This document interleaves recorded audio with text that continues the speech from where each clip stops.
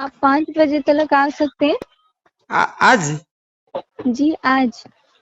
कल? कल होगा क्या? हेलो। ये सर हो सकता है, मगर आपका टाइम 5 बजे तक है ना, इसीलिए मैं बोली। 5 बजे? आज आज 5 बजे कौन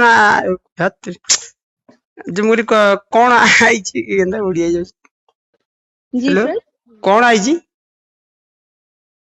मतलब? मुझे ओडिया बुझी पार्सन कि नहीं सर, आप कौन सी लैंग्वेज में बोल रहे हैं, मुझे समझ में नहीं आ रहा है। मुझे जो कौन माल आई जी। हेलो। हेलो। हेलो। मुझे कौन आया, मैंने कौन आया है? आपका मोटर गाड़ी आया हुआ है। आपको हाँ 5 बजे दोलमुंडी में आना है सर। हाँ। आप फिर मुझसे कांटेक्ट करिएगा। ठीक मेरा है। मेरे मामू अभी क्या जाएंगे। नंबर आप दे देंगे। मामू आनेंगे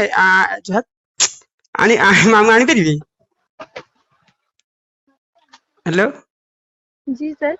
मुझे मेरा नंबर मामू के पास भेज देंगे, आपका नंबर। मामू के जी। साथ बातचीत करके मामू आनी पारि।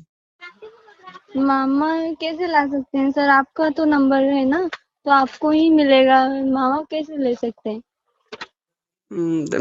मैं जाएंगे। मैंने जाना है।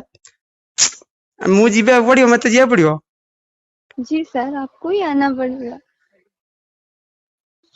कौन आई तो कौन नहीं। मिछ बता काले आप झूठ झूठ बात करेंगे। हम ऑटो खर्च कर जाएंगे, पुणी पुणी फेर के आएंगे। हेलो। ओके सर, आपकी मर्जी, आप जो कर सकते हैं। कौन आप फोन कले पुणी आप मर्जी करी कौन।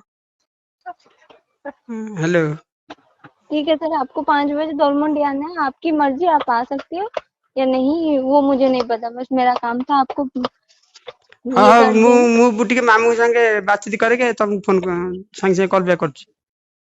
Okay sir. Okay sir. Okay. सार सार कर सीमा तू प्लस टू पर कौन करिवु? BSc nursing.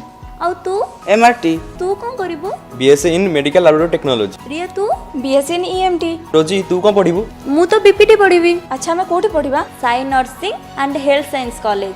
Sai health science college रे पढ़िबा और सभी को स्वास्थ्य सेवा जोगाई दबा।